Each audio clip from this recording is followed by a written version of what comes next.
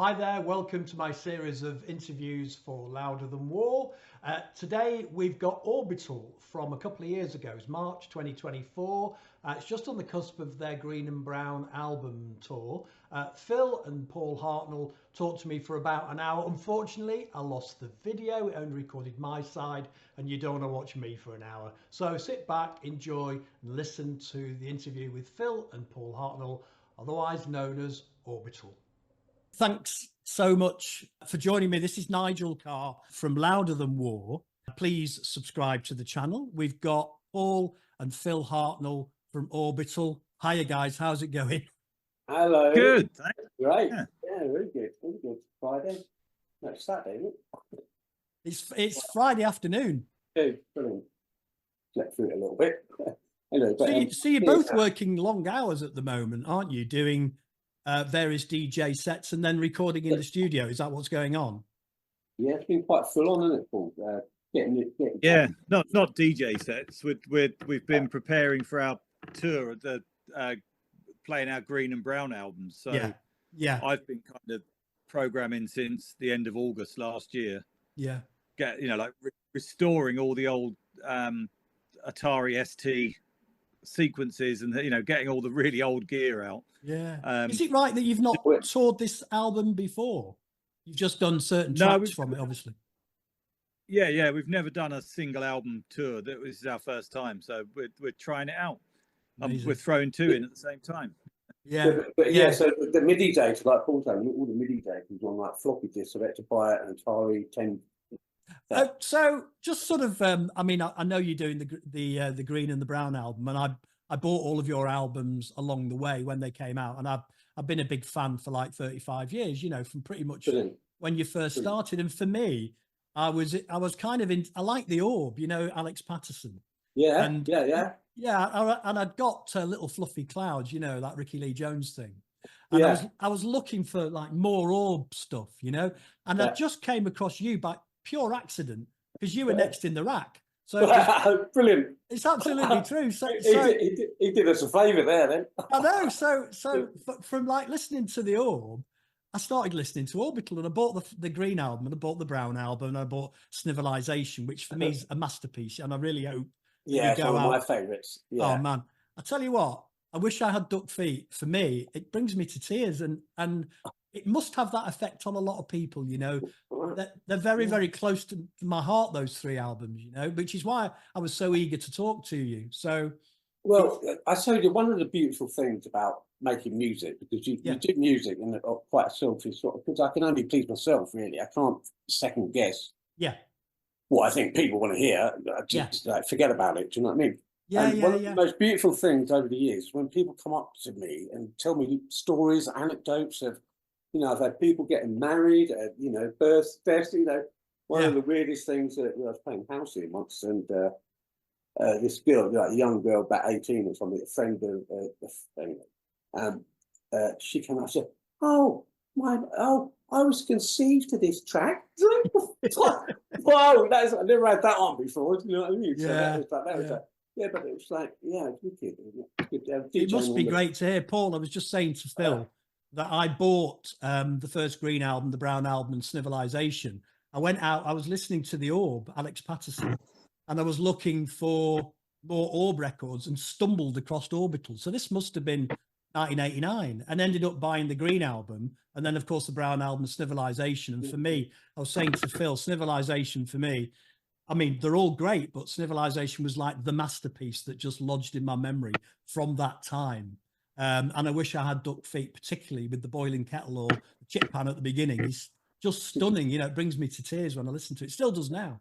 And had a radio show on Louder Than War and just kept playing it. Oh, fantastic. Yeah, that's great. That's great. Because, it's an unsung hero, that one, in my opinion. But it must be nice to hear that, it has that effect on people, Yes, because, the freak show speech that goes in it. Where's my friend? Well, my friends they went round, they were doing a carny for over in America for 6 weeks. Yeah. And they met like this original carny guy, and they recorded him doing his speech. Oh, I wanted to know that. And they came back and they said, "Oh, listen, Wait, yeah, I'm statuing that, wasn't it? Yeah. I don't know whether that Paul was because we used to. It was all the cosmetic surgery and all that sort of. That was from late night talk radio that I recorded. Yes. So it's all So it was all based around cosmetic surgery at the time, wasn't it? Well, I think it's just low enough in the mix that you can just about hear what he's saying if you either crank up the volume or put headphones on. But if you're listening to it in a room, you almost can't hear it, but you want to hear it. And it sounds like something from that film Freaks that was banned for like 50 years. You know, that was shot in the 20s or 30s. Yeah, yeah. It was a black and white film, wasn't it? And they were all deformed. Right. Yeah. Okay. Yeah. So he was one of those.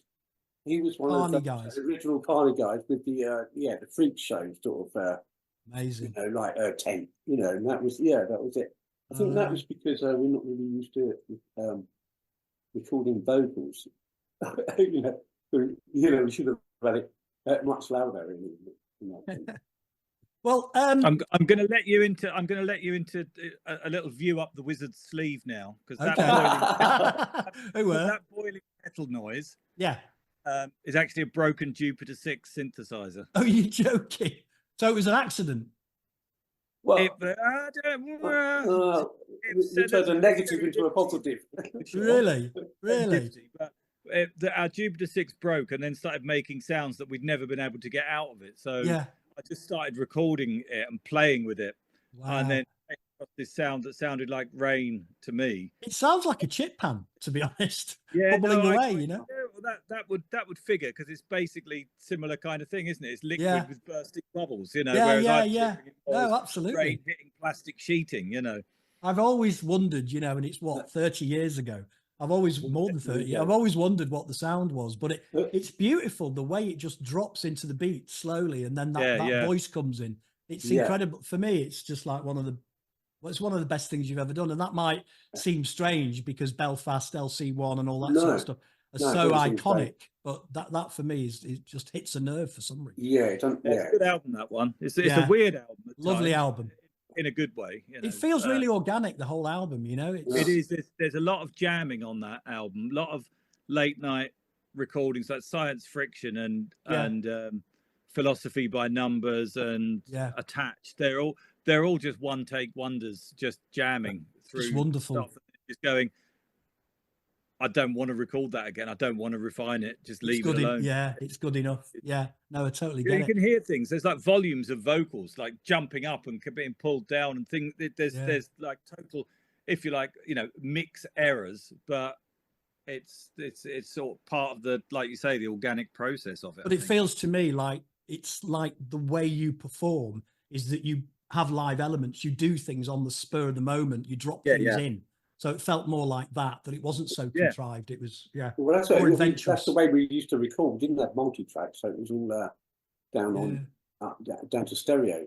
You know, that's amazing. A stereo thing. I'm going to just take you back to the beginning, because we're just going to do a little tour around what is Orbital and where it's come from, etc. And then we'll talk more about the tour and the Green Album, the Brown Album, and everything else. So, did you have musical leanings as kids? What's your earliest memory of being into music, and did you learn guitar or piano or whatever in your very early days? And we're talking before you were teenagers, you know.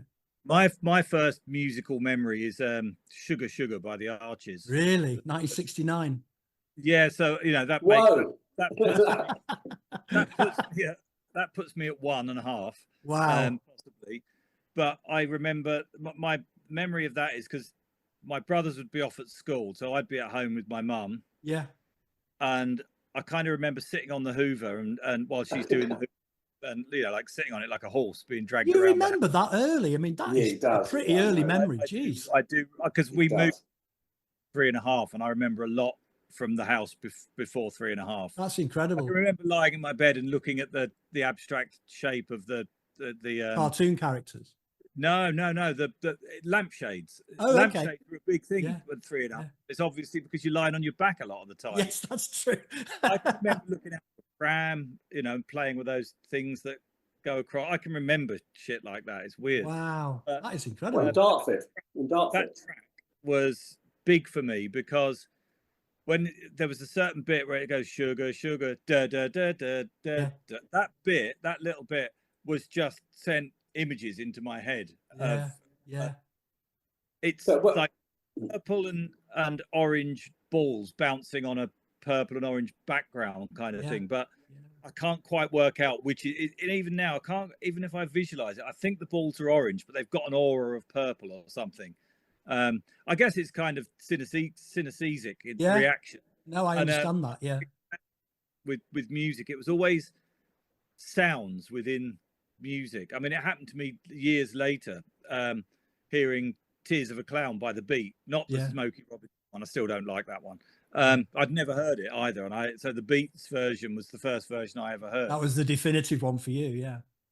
But the ding ding ding ding ding ding ding had a similar reaction. It just sent off sparks in my head. And I was in the bath listening to the chart rundown, and I literally had a eureka moment, and did just all of a sudden wanted to do whatever they were doing. It was like, that was it. That was my life. I thought, that's what I want to do with my life. I want to do this kind of thing, whatever that is, however you get to be in a band or whatever. And I often say it was like I literally went into the bathroom a boy and came out a man, you know, for different reasons than some people would. You know, you're a bit young for that. Yeah.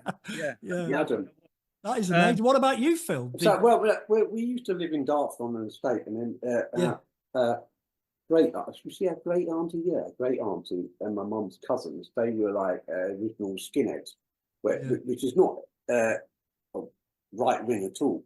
It's heavily influenced by, you know, like the Windrush people, the Jamaican, the sort of rude boys, the Scar and all that. Yes, and they can't. You see them coming off the back, and they're like really smart, and they influenced the subculture in England. Hugely. You know, they brought sex onto the dance floor. You know, the way they danced, and they dressed, and everything like that. So, my mum's cousins, they would DJ with 7-inch, you know. And so they used to, every time there was a party, they used to party quite a lot. We used to go down to my Auntie Mara's. And so one used to play Trojan Reggae, and one used to play Tamla Motown. And so that was my introduction to music. Dad used to love film soundtracks. So we'd come down to Shaft, you know, and Ennio Morricone and people like that. So we had that whole world of, you know, but the Trojan Reggae and the Tamla Motown was heavy influence, and it was, you know, it's good times to me because everybody was happy and it's party and But it's quite unusual that two brothers can end up doing the same type of music, because my brothers are 2 years apart from me, and we listen to completely different things. I'm all punk and post-punk. My little brother's into Thin Lizzy. My older brother was into glam. It's quite unusual that two brothers 5 years apart actually focus on one type of music. It's fascinating, really. I indoctrinated him. Our connection, really, because, you know, as a kid, I had two older brothers, and they lived at the top of a flight of stairs in two attic rooms on either side. Exactly the same. Both into music. So I could choose which room I could go into and what music I would be subjected to. Brilliant. And they both had, you know, good. I enjoyed both of their tastes in music. Our older brother was more kind of classic rock and a bit of prog rock. Definitely. Which he vehemently denies now, which is, you know.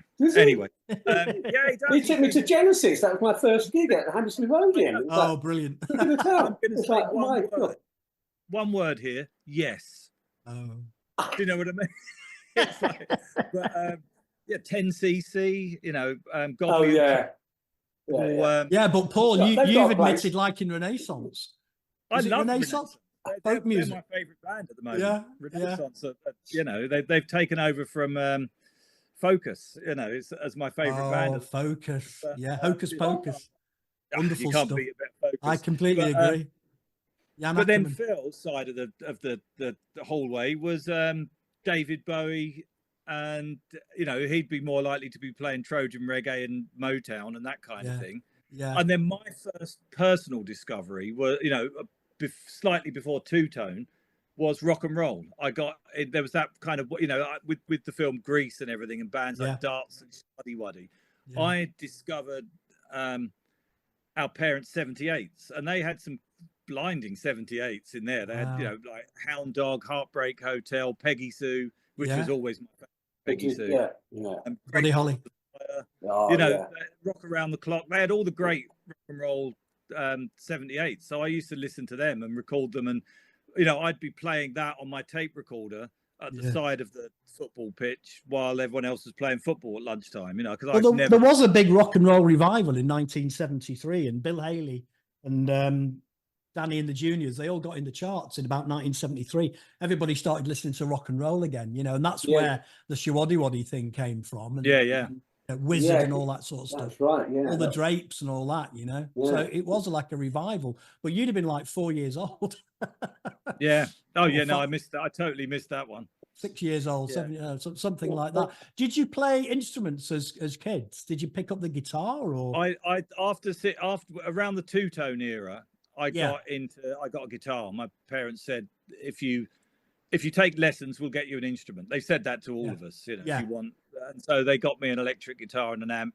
I took a few lessons and you know, dropped out, and you know, because you didn't need to take lessons to play Anti-Nowhere League songs. No, that's right.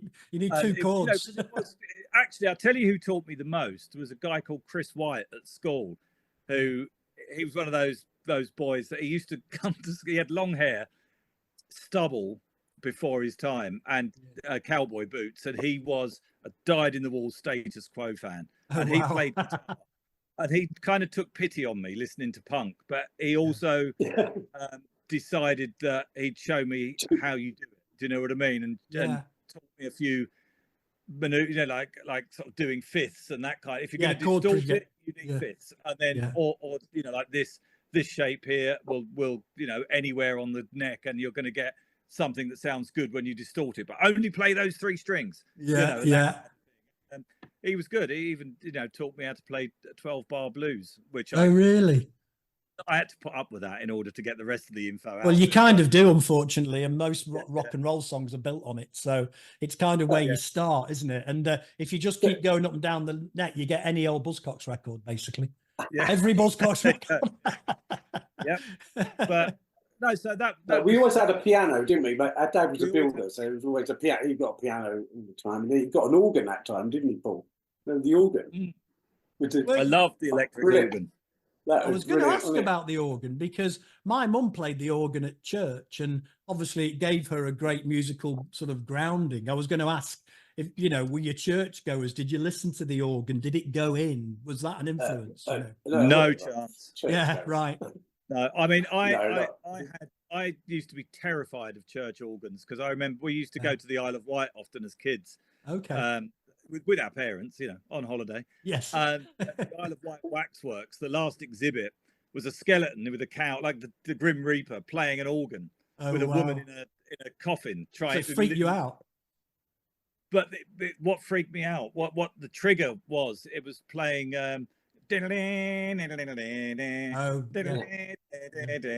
so if I ever heard that, I just used to scream in hysterics for quite a few years afterwards. And you know, it's something about, and I remember screaming as well, watching Abbott and Costello meet the you know, like the mummy or whatever. And there was a scene in that, I could watch it, but there was a scene in that where an organ starts playing itself, and I just screamed in the middle of the day. I just screamed.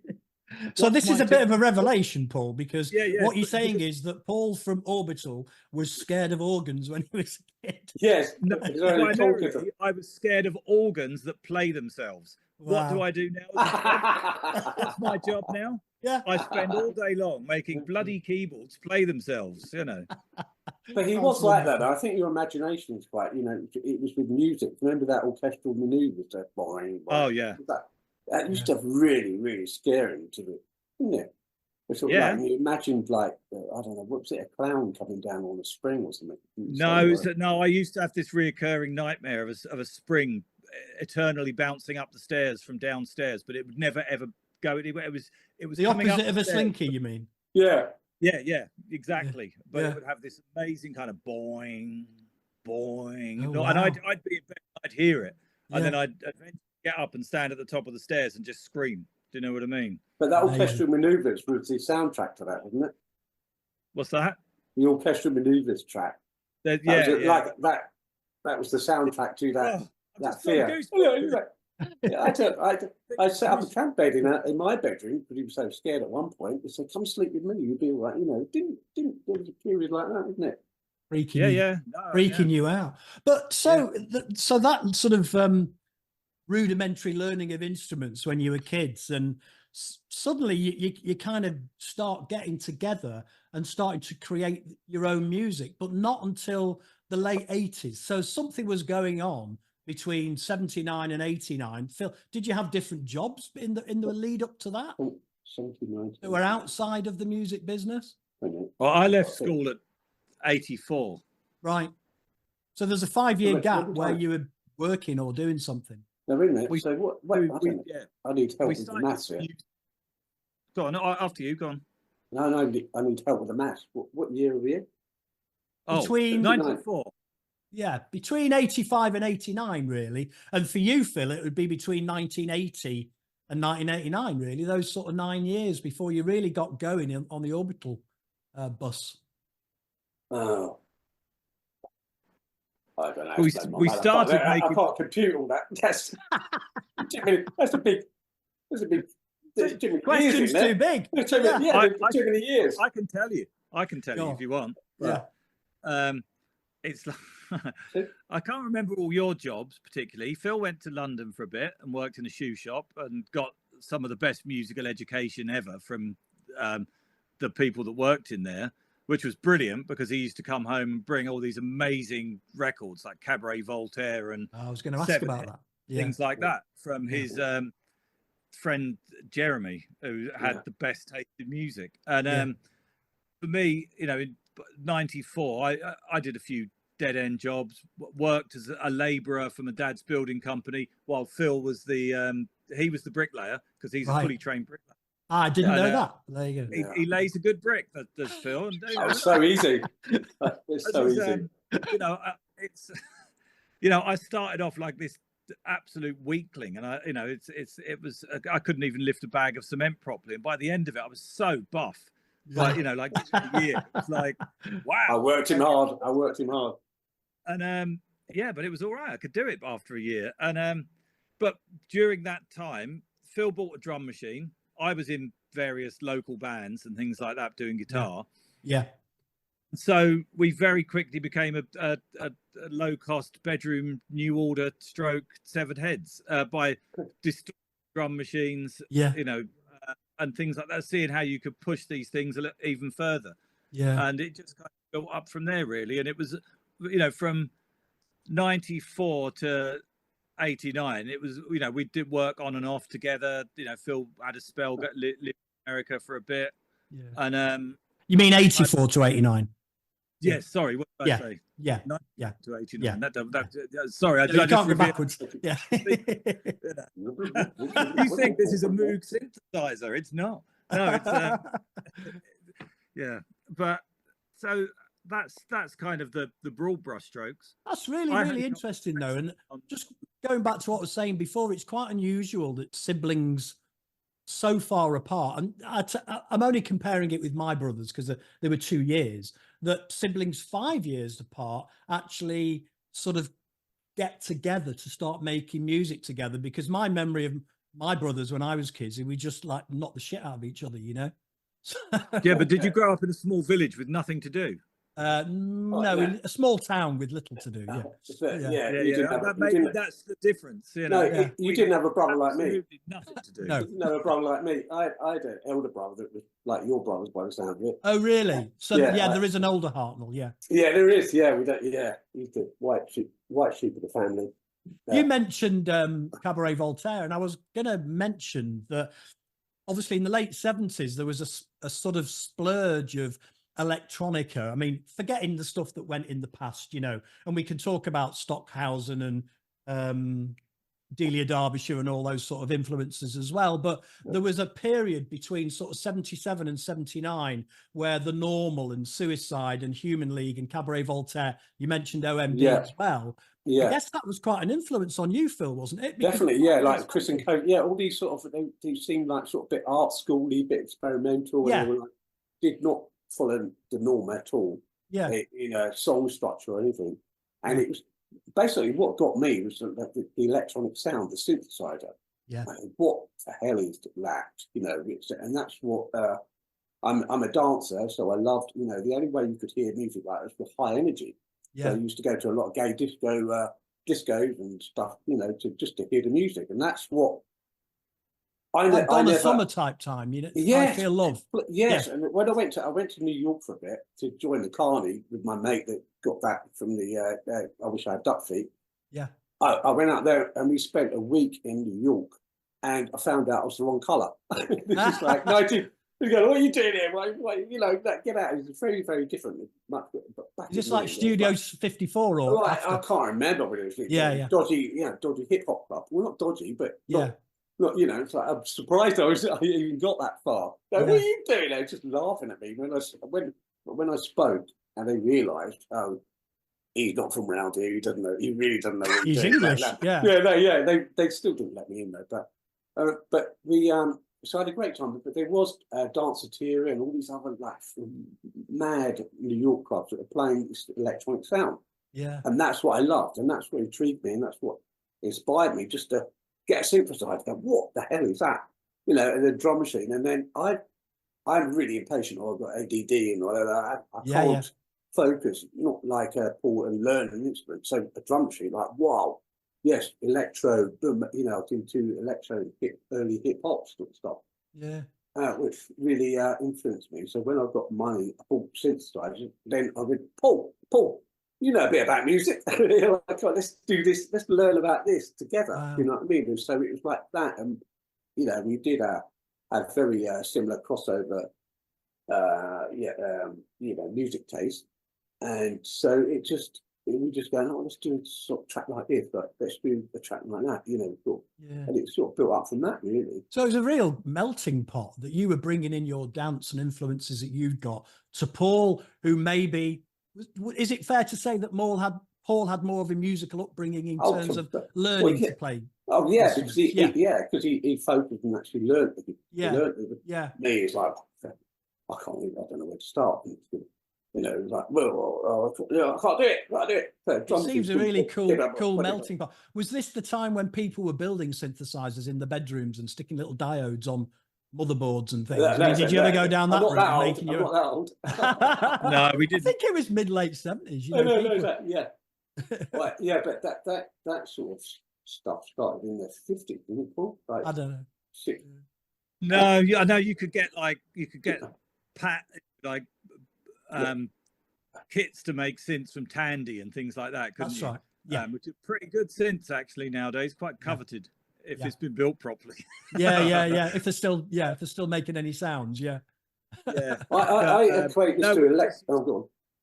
We just used to buy cheap, you know, because this was the era of the DX7 where all professional musicians wanted to upgrade to a DX7 because that was the sound, and it was, you know, phenomenal at the time. So everyone was getting rid of all their analog gear, and so, you know, the wave that happened, not just to us, it happened. You could hear it happening across the world. It was in Detroit. It was everywhere. Yeah. People were buying cheap secondhand analog synths and cheap drum machines. No one wanted 808s and 909s because they all wanted Lindrums and digital drum machines. So all of us people that had grown up listening to electro and Bobby O and Divine and things like that, and ZTT and all of the, you know, Cabaret Voltaire, all of that kind of thing, we were all buying analog equipment. And, you know, I remember the first time I heard Detroit techno and just listening to it and going, my God, they're using the same equipment as us. I can hear the stuff. And it was like, brilliant. This is great. Something's happening. You know, it's like you felt unified with Detroit in a weird kind of way because you could hear the of what was going on. And Chicago House as well? Yeah. More Chicago House depth, I think. It was, sorry, Paul.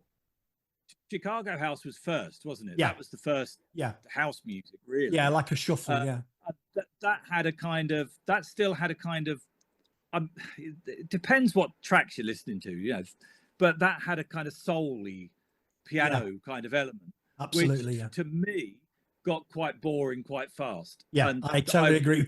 Acid saved the day. I mean, don't get me wrong, Frankie Knuckles, your love, you know. I was going to mention Frankie Knuckles, guy called Gerald.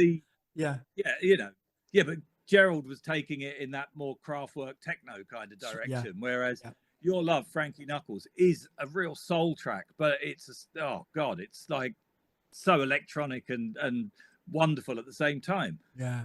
But do you think that people sort of got off on that Chicago House stuff because they were popping E's and it didn't matter? Were they just getting into it and just the repetitiveness of it? No, I think it was good. I think it was good. But I've never really been much of a soul boy kind of thing. So for me, after a few, you know, like the first wave of it, I loved it. And every now and then someone would bring out a beautiful, heart-wrenching soul track with a house beat that I'd love. You know, there's you know, it's like there's some amazing tracks from that era, but I'm very picky about that. I was never just drawn to the, you know, the piano anthem kind of track. Yeah, and there was a lot of that at the time. It was a lot was based around the piano. Yeah, which you didn't really do. It was more synths and organ sounding than sort of straight analog piano, wasn't it? Yeah, a little bit here and there. You know, I like to keep my hand in, you know, but it's Monday. For me, it was much more interested in things like acid house, which just didn't sound like anything. It was like, what the fuck is this? This is just bonkers sounding, and it's so minimal, and it's so, you know, like with crazy vocal samples that have no relevance to music whatsoever over the top of them. And you're talking about alternate and stuff like that, and possibly no, I'm talking about American acid house. Oh, okay, yep. Slam and Future and people like that. And there were a lot of crap tracks as well from that era, but there were a lot of really good, you know, it's like Alternate was more like the birth of hardcore, which was a different kind of vibe. Alternate was not really it's not acid house to me. It's that's much more big beat. That's much more that British. It's that British kind of sound. Yeah, the Prodigy type. Yeah, exactly. I think people like us, the Prodigy, you know, Chemical Brothers and Underworld all had this kind of riff kind of thing going on. You know, and it's almost like punk rock. You know, it's like you know, like 808 State with Cubic and that kind of Cubic Olympic. Yeah, it's a very punky, angular kind of riff which comes out of that post-punk world. You know, fused with dance music. But you talk about when it first happened, it was almost like you have a straight 4 to the floor, you have a dancey drum beat, and then anything goes on top. Yeah. And then are born all these different genres. Detroit went for Kraftwerk kind of vibe. Chicago went for soul. Yeah. You know, the UK went for post-punk. Yeah. You know, and it was quite interesting. But it all came under the same umbrella of house music. Yeah. What I liked about that, because I used to go to warehouse parties before, and it was like electro, hip hop, and you know, DJs scratching. Yeah, they were warehouse parties then because this acid house or house music hadn't become a thing. Yeah. So when someone says, "Oh, listen to this great new thing from America," we listened to it. What? It wasn't anything really new to us. Yeah. But what I really liked, because there was a lot of resistance from the rock and roll world and the press, and they were, "Oh yeah, just fucking turn on the thing," you know, does that and. It's like throwaway music sort of thing, you know, and I could see what they mean when you do a specific track for that moment and to dance to for the dance floor. I can see how it's sort of the here and now, and it's not for the longevity of it, you know what I mean? But what I enjoyed, it was like, oh, it's house music. So it gave it a new name, house music, techno, rather than disco. Which, if you go, it's disco music, there seemed to be some sort of diss on disco music. You know what I mean? It's like disposable, you're saying? The disco music is more disposable. Yes, well, that's what they're going to You know, you turn the computer on and it does it, you know, sort of like, wait a minute. I wish. Well, there is a difference between that disposable disco music and the more serious, I would say almost serious stuff of early Prodigy and early You that were just viewed as being more serious. They were more, it was more intent. It was more deliberate, you know. Yeah, well, this is what happened to us with the when Chime sort of kicked off. Well, probably be called an anthem now. Yeah, and Tom picked up on it, and sort of started pressing them up. Before we hadn't even signed anything with anybody. Yeah, and we got, you know, and there was like, sure, oh, can you do another Chime, do another, you know, sort of. Yeah. I wish, you know, knock out another anthem, you know, every other week, sort of thing. Yeah, like, yeah. We were like saying, look, we say we want to be a band. We're an electronic band, which was, you know, and Underworld, and you know, Prodigy. Yeah, they are bands. You know, they're not specifically dance floor, you know, but heavily influenced, you know, and stuff. But that's not the main thing. No. But actually, that was, you know, we were doing albums, you know, tour, you know, Well, you mentioned Underworld, and people like Underworld and Richard D. James, Aphex Twin, they tend to sort of confine themselves to dance bills. So, you know, you go to see Aphex Twin and you'll see, I don't know now, but Orchestra Square, Pusher, Serious Mode Selector, they're all DJs. Whereas with you guys, you'd be on the bill with like, you know, punk, post-punk, and Cool Britannia type artists. You know, you were on the bill with a load of cool bands as opposed to just being on a bill with other DJs. Yes, which you were different. Thing.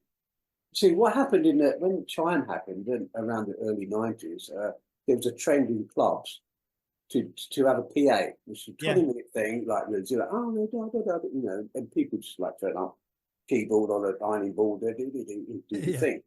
So we turn up with a studio. In fact, 20 minutes now, we need 30 minutes at least. And turn up, set up a whole studio on stage, and do it, and jam it. You know, which is what we just do now. Jam it and run it all live. People didn't know what the hell was going on. What, you know, we wanted to set up on the dance floor so we could, because we're monitoring the PA, so because we're mixing, and people could like scroll past and see what we're doing, have a little look, because it's not about us. You know, it's just, it wasn't about us being the lead singer or anything. It was just about, you know, the music. The promoters are there. No, I'm paying you £2.50. Get up there, you know, get up there on the stage, and then sort of. Anyway, what's that? Oh yeah. So the PAs at that time in clubs, we jumped on that, which was like the indie pub circuit. Yeah. You know, so the pubs that indie bands go around to the pubs and they build up to a venue. That really helped us with the live thing. When we played live, we played Satan and cleared the dance floor, like taking 99, like, what are you doing? You know, it's like, well, that's proper punk, that is. That is. I know, yeah, exactly. That's full on punk in your face. Yeah, I know, brilliant. Yeah. And we sort of chuckled at ourselves. To ourselves, yeah. Everyone's going to move in a minute. It's like, okay. But they embraced it. Those audiences embraced that. Well, they did back in 1990. Eventually, yeah. Yeah. It took a long time. Yeah. Just going back just a second. Chime, I read that you recorded it on your dad's 4-track. And I'm like, hang on a minute. Why has your dad got a 4-track? Well, that's because what you've read is wrong. Right. Okay. No, it was my 4-track, but it had 6 inputs. Yeah. And it was where the dad bit comes in is we used to master from the 4-track onto our dad's nice Pioneer cassette player. You're right. It is wrong, isn't it? It'd be nice to bypass the recording process and just go straight into the, you know, so it's not going tape to tape and only 4 tracks. I could have 6 tracks straight onto stereo. So and that was, you know, therein with that experiment. So it was just knocked up as something to record on a Wednesday afternoon. And therein lies our process from there on in. It's like, why bother multi-tracking when you can, you know, just get everything happening and record it to stereo. So it really emphasizes the DIY nature of how you did it. God, it was very DIY back then. Yeah. It was, You've never, as far as I know, you two guys have never sang on any of the tracks that you've recorded. Would I be right in saying that? I've vocalized. I've sampled myself. Yeah. From a documentary from when I got beaten up by the police in we raided a party in Sevenoaks. Oh, really? And yeah, that was before Chime came out and everything. And then it was on World in Action or Horizon. I can't remember and it's on it's called a Trip Around the Acid House. I think a documentary about very early kind of dance music. It's quite a quaint documentary, quite a good watch. Yeah. But they came and interviewed a load of us in Sevenoaks, right? Because they the thing is, if you raid a party in Sevenoaks, it's full of all these kind of Tory peers, kind of children and things like that. So they all went home and complained to their parents, who then got up in arms. And one kid's dad was the editor of the Independent and things like that. So we got a lot of airplay from it, and ended up on this documentary. And I just thought, to celebrate 30 years of Orbital, let's go back to the beginning and did a track up sampling that documentary to illustrate what happened beforehand. Yeah, fantastic stuff. But so going on to the Green album then, and the few singles that came before, like Chime and Belfast, LC1, they were huge, sweeping, symphonic masterpieces, in my opinion. They weren't sort of straight, 3-chord slamming sort of heavy punky type things. They were almost like symphonies, particularly something like Belfast and LC1, where they just take off with that Opus 3 sort of vocal over the top. How did you construct something like that? Because that isn't somebody just picking up a guitar and just playing 3 chords and bang, bang, bang, like maybe Satan, which is a lot harder and direct. These are like quality symphonies, in my opinion, mini little operas, Skills. That's what it is. Skills. Well, we're not following. We're not following first chorus, double chorus, middle eight. We're not following any. No, they're not standard, are they? They're not. So we haven't got. Yeah, so this is where the prog rock and the Deep Purple, Led Zeppelin, all the Trick of the Towel, and then I heard from my elder brother. No, there's no verse, middle eight. No. Also, on the whole album about a motorway. It was like all electronic. It's like, hello, I'm in heaven, and that was that was like So it's the concept. So you go down a little road. Well, you weren't following anybody, and this is the thing. It's quite. I mean, okay, I mentioned the Orb earlier on.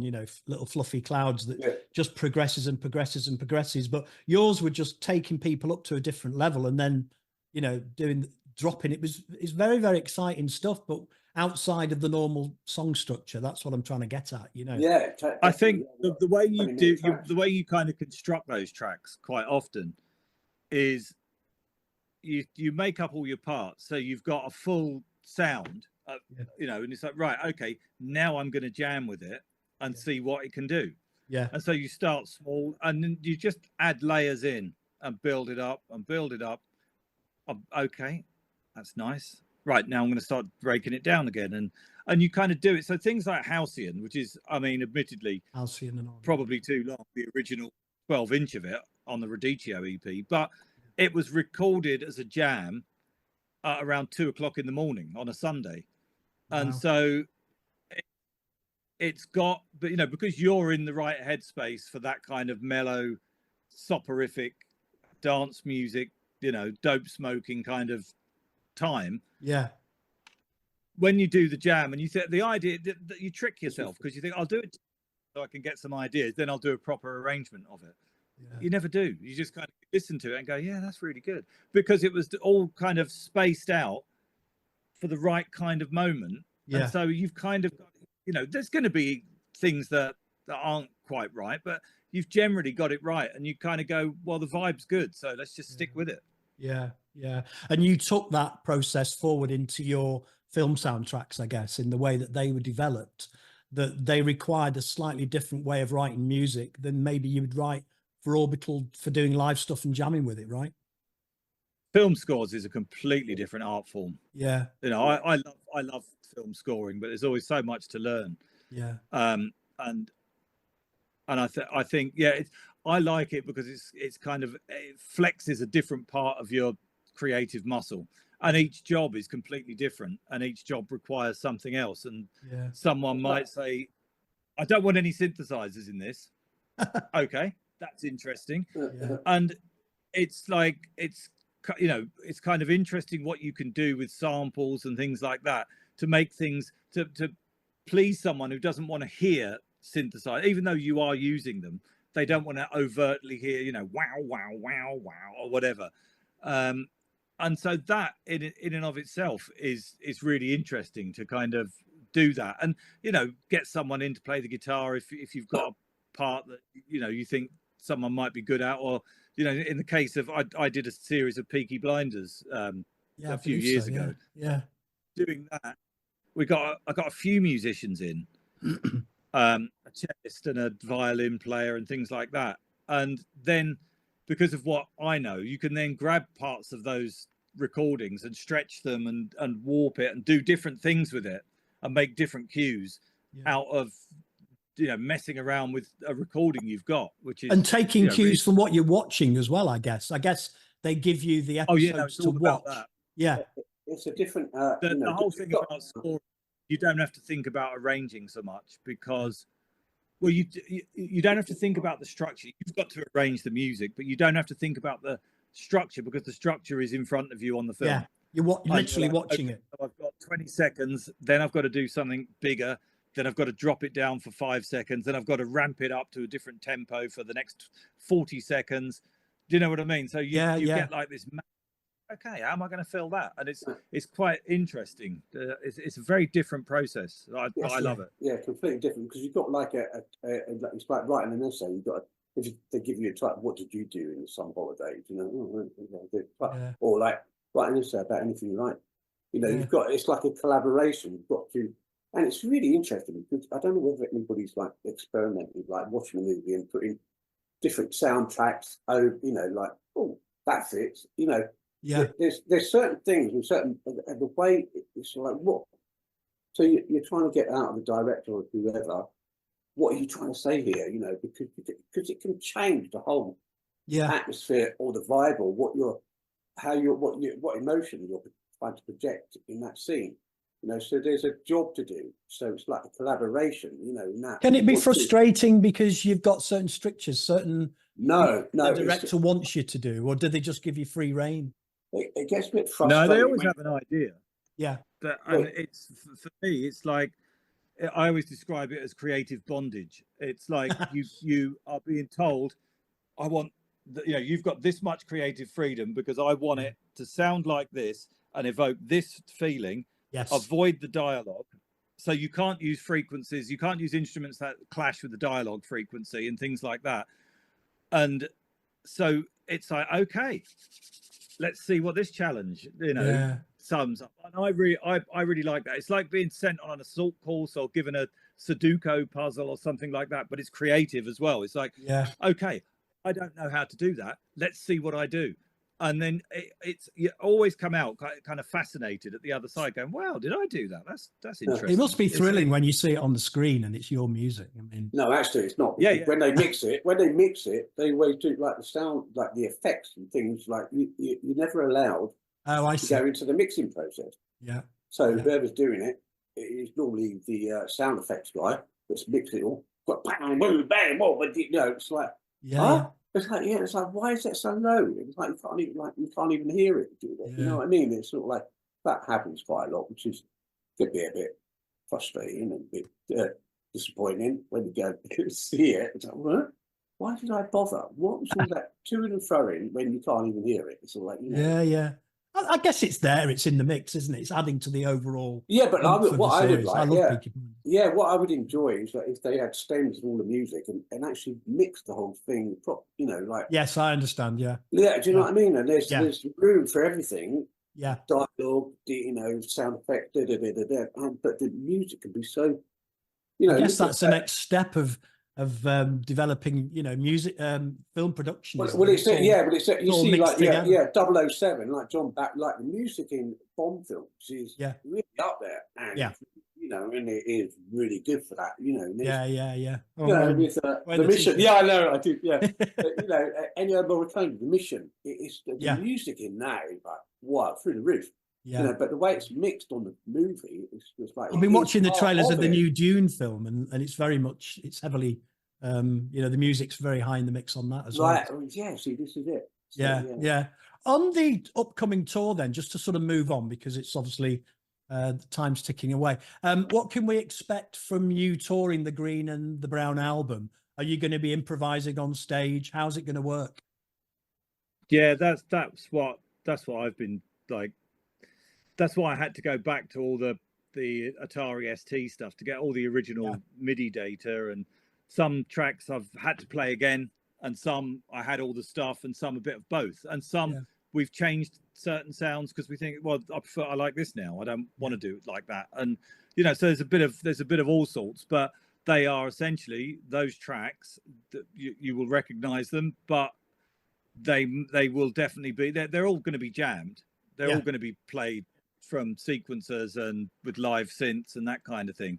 So we will see. We got to the point recently where we were rehearsing, running through it every day, and we got to a point Thursday before last where I felt like, okay, I think we're here. You know, I think we're there, because I don't want to overdo it, because then you fall into patterns and shapes. Whereas now I'm familiar with all the buttons. I'm not thinking about it. It's all there in front of me.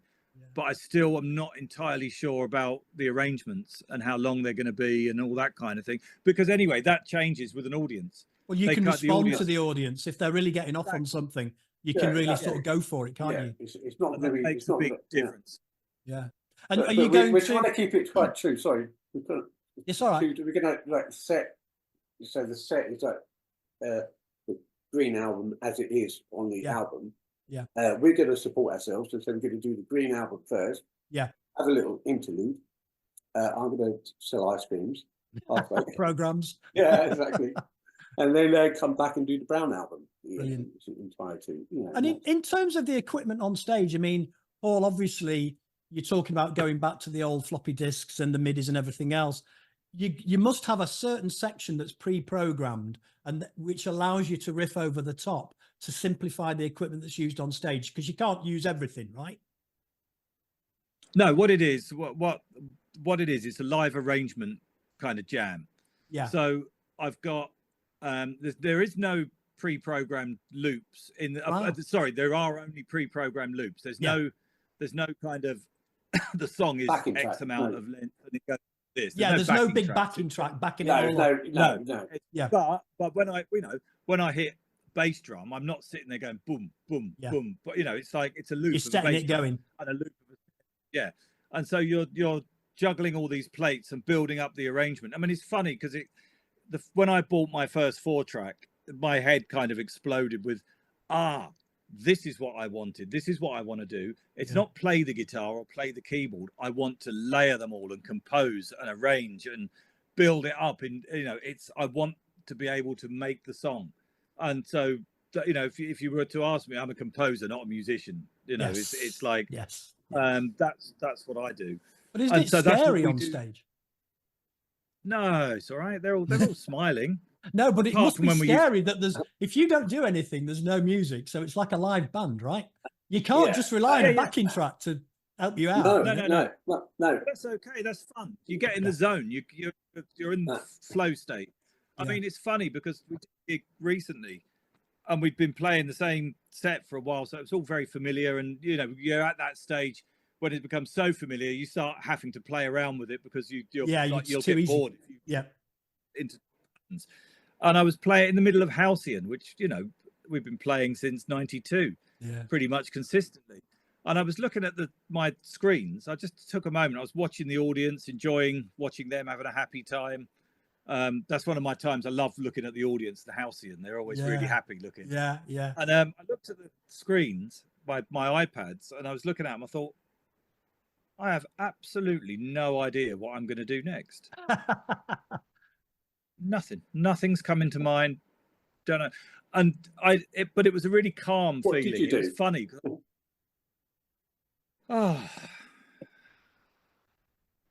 I don't know, but it had to do with the bass line and bass drum. But and then all of it, but it was like it was really calm and serene, because I thought, yeah, this is what you say in interviews that you do. You make it up as you go along. You literally, you know, it's like, this is it. I don't know what I'm going to do. And then I remember my eye catching a button that said bass or something like that. And I thought, right, you're coming out. And it's like, oh yeah, if I do that, then I can do that. And then it all just starts coming down like a set of dominoes, and you stop thinking again. Well, you've got to be really clear-headed when you're on stage. So, you know, you can't really get pissed or anything, can you? Or you've just got to think very clearly, because you could get lost in it. Yeah. I always go on stage like straight edge, and then maybe about, if it's, let's say we're doing an hour and a half. Yeah. And if I haven't got to like get up really early in the morning, and it's, you know, it's just like a nice festival. Yeah. I might have a nice pint of ale handed to me about half an hour from the end. Yeah. And I'll just kind of sip at that, usually through housing, actually, because it's such a safe, happy moment. I know, you know, it's like I can relax into it. It's more languid and not so frantic as some of the other ones. Yeah. Well, you've really got to be on your guard. That's the way it is nowadays. That's the way it is nowadays. Wonderful. And since '92. But no, it might change. You never know. Really? But, you know, it's like, for example, when we go to America next, right? We've got like, I think our schedule allows us about 4 hours of sleep every. Yeah, you've got some dates, haven't you, in New York City, Chicago?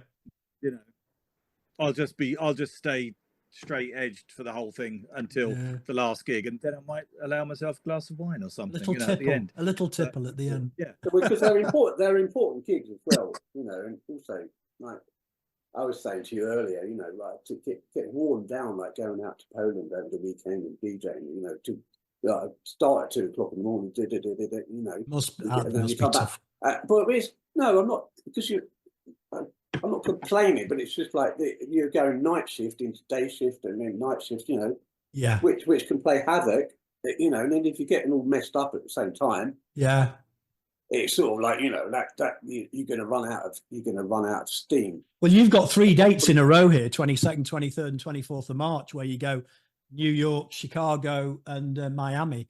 Bang, bang. That's 3 nights. Which is fantastic. But New York actually there's 2 shows. That's right. Early show and a late show. Yeah, the festival set. So this is where we thought we had more program time for the April thing, for the green and brown. But then when this came along, it's like, well, at the early show we're going to do the green and brown. So it's like, wait a minute, we've lost like 6 weeks of preparing the green and the brown for the New York show. But you know, so we did it.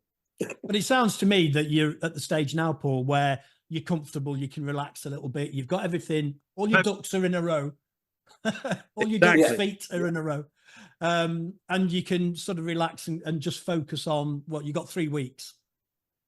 Yeah, it's hard rehearsing without an audience, isn't it?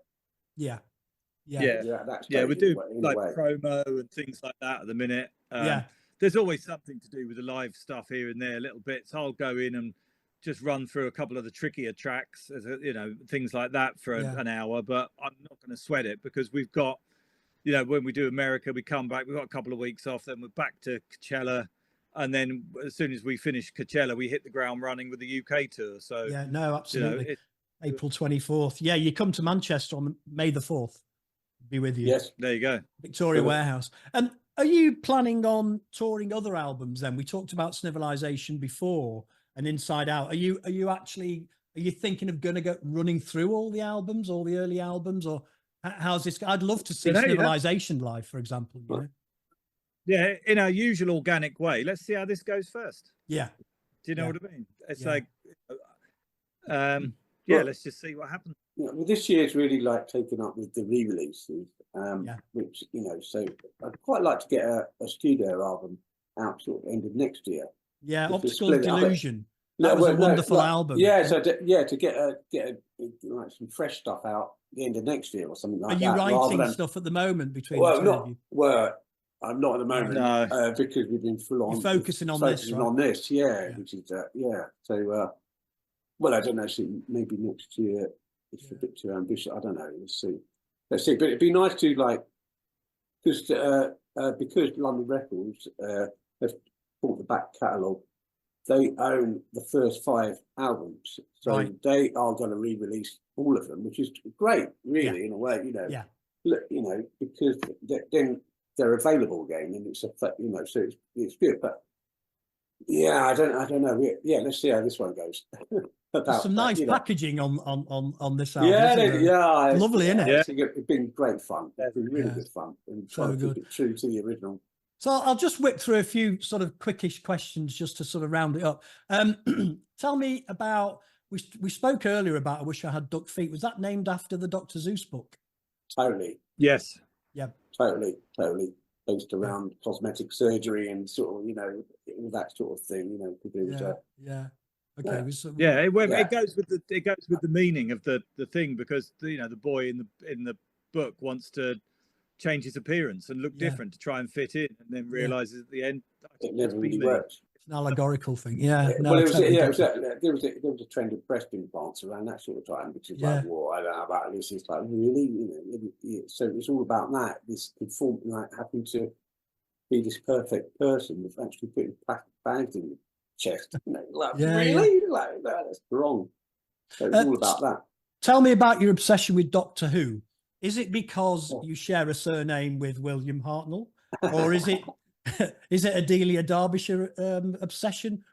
I mean, you know, the segue from Doctor Who into Chime and that sort of thing. When you did those live sets, was it Glastonbury? Absolutely incredible. But just tell me about the obsession with Doctor Who. Well, when we were growing up, the show du jour, wasn't it? Absolutely. Doctor Who was massive.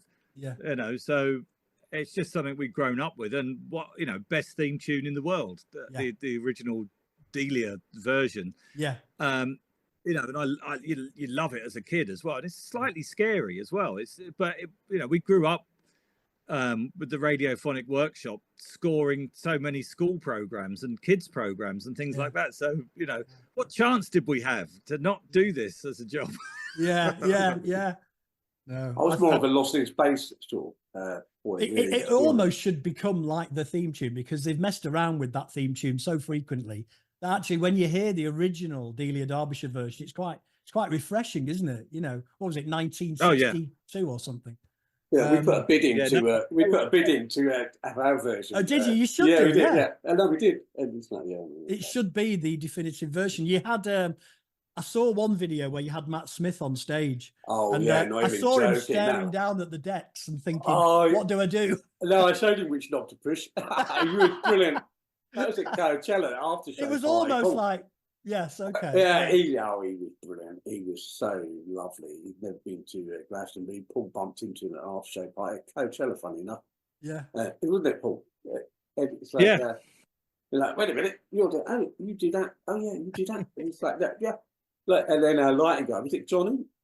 Paul that suggested that he came and so it was funny. So he came along, but it couldn't be Doctor Who because of the BBC, you know, because otherwise we'd be hanging on the coattail on a commercial level of Doctor Who. Yeah. So he came on and go, I tell you what, pretend the screen's gone and just like do that and do that. Oh, I know.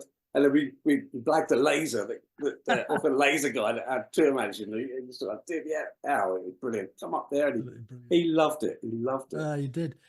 Some of the collaborations that you've done have been a bit eclectic, should I say? Belinda Carlisle, Bon Jovi. They didn't know that though. the remixes, and you've got a strange obsession with Kate Bush, Paul. That you'd like to collaborate with her. Does she know? Not yet. Well, I did send her a letter recently asking if I could use a particular sample. Yeah.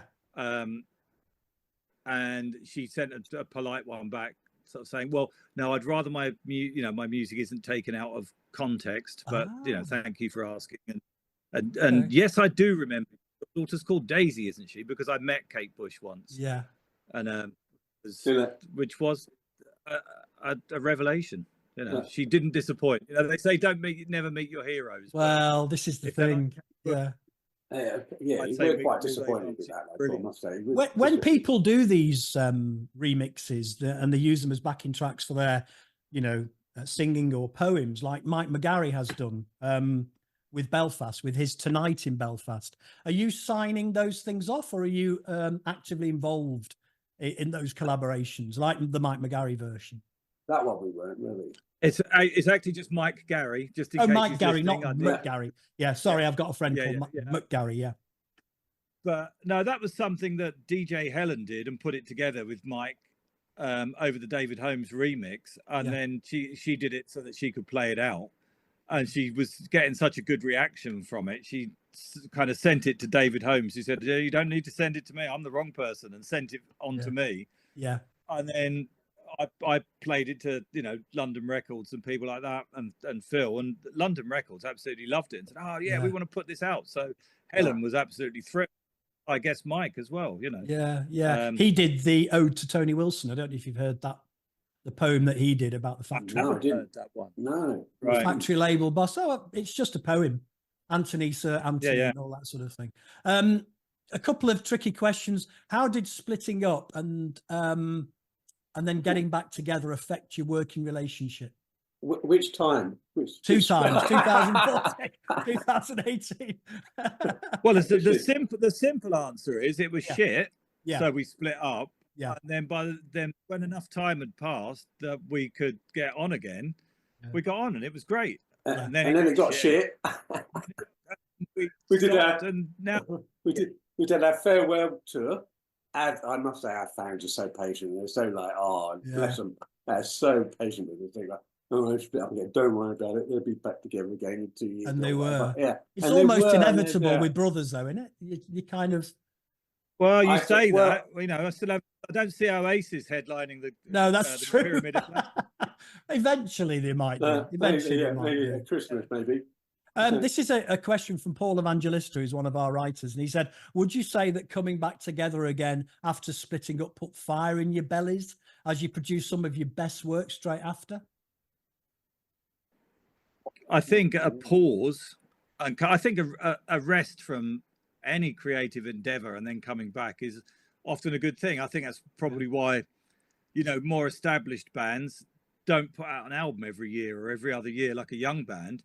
You kind of start to wind down and need a bit more time to recharge your batteries and come up with the good stuff. So I think that's what happens. You know, the unwinding, you know, winds up the creativity. So if that's what firing you, then yes, you're correct. But almost by having a gap of 3 or 4 years, you can accumulate more stuff, right? So when you come back, you can sift through it and you've got more good stuff.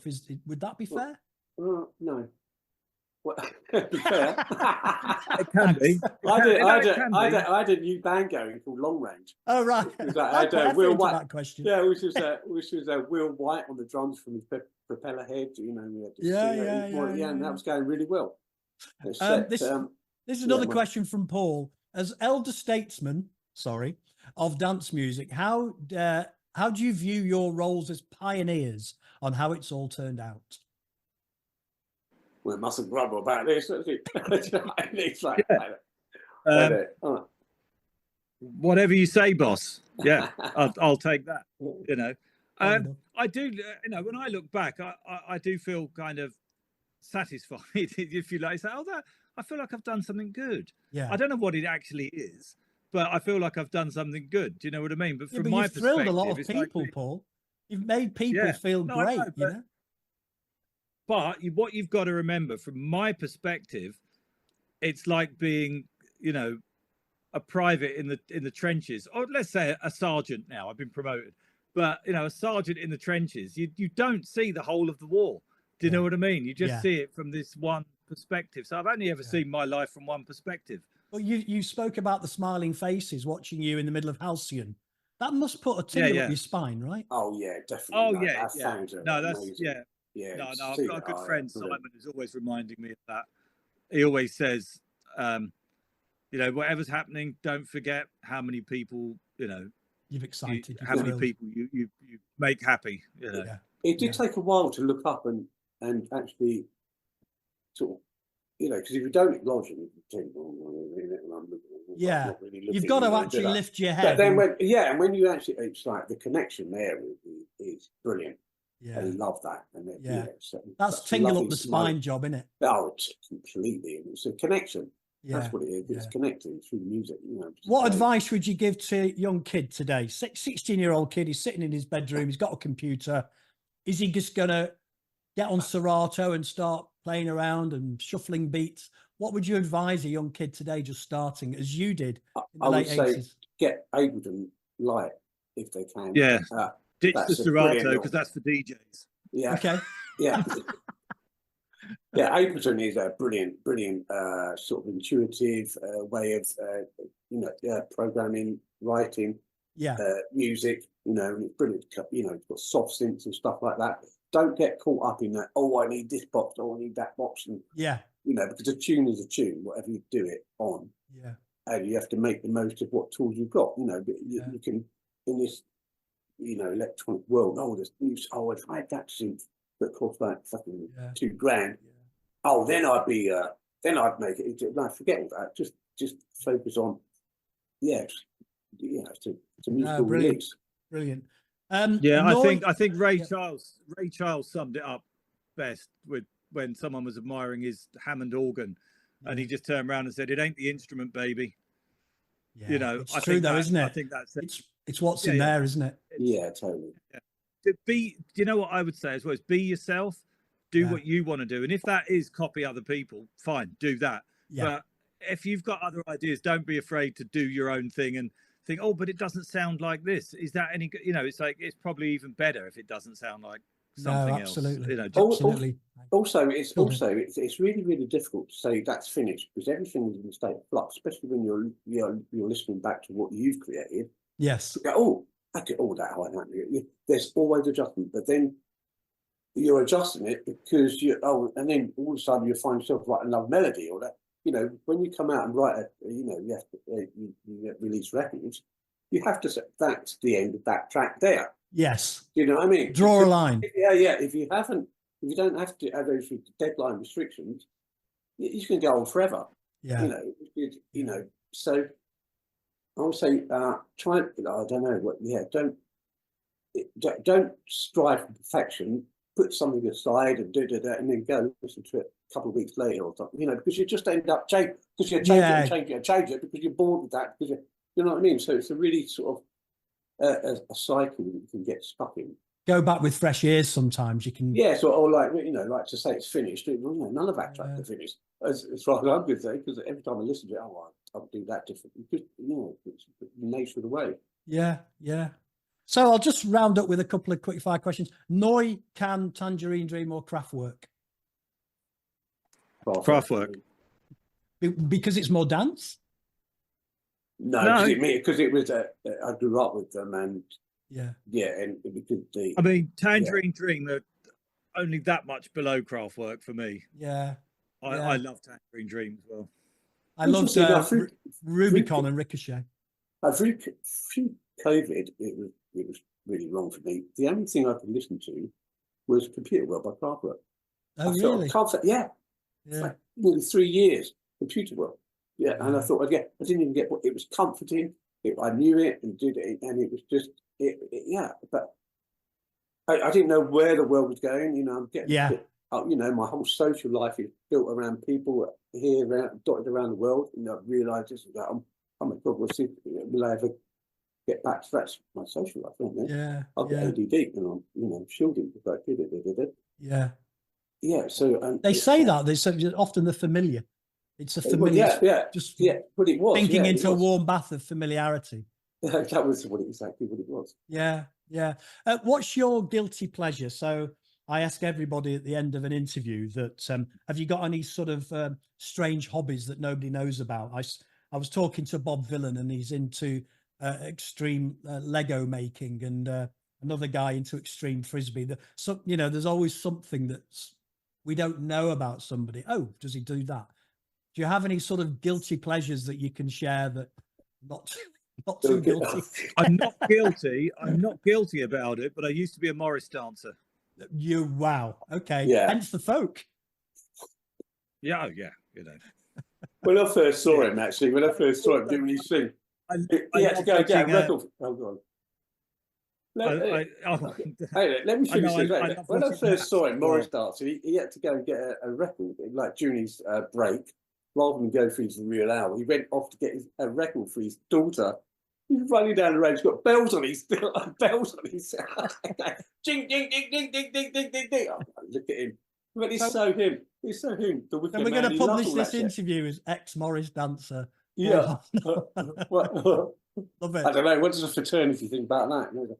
Just finally, no, once a Morris dancer, you're always a Morris dancer. I agree with you. I had a friend who was a Morris dancer. Just finally, you know the torch glasses that you wear? I was watching a film called The Magic Christian with Peter Sellers, produced by the Beatles, Ringo Starr, 1969, and Peter Sellers is wearing a pair of these glasses. No way. Yeah, and I was going to find the photograph for you. And when I do find it, I'll email it to both of you if I find the photograph. But basically, if you watch The Magic Christian, he's wearing these glasses and reading a book. We've got Robert De Niro in Brazil. Yeah, wearing them. That's where we first. Yeah, this is 69, so it's what, 20 years earlier or something. Yeah. I was shocked when I saw it. I thought, those guys have invented those glasses. They should patent them. Yeah, no, we got the Space Age gift in Broadway for $6. $6 a pair. Hey guys, thanks so much for joining me today. I know it's been a bit of a long interview and it took a bit of a while to get going, but I really appreciate you spending time with me this afternoon. So thank you so much, and good luck with the tour. I'm sure it'll be a blinding success, and I really look forward to seeing you live. I mean, it'll Manchester. Such a great experience for me. I'm going to be there. Brilliant. So brilliant, nice one. Thank you so much. Enjoy your weekend, and you too. Cheers, guys.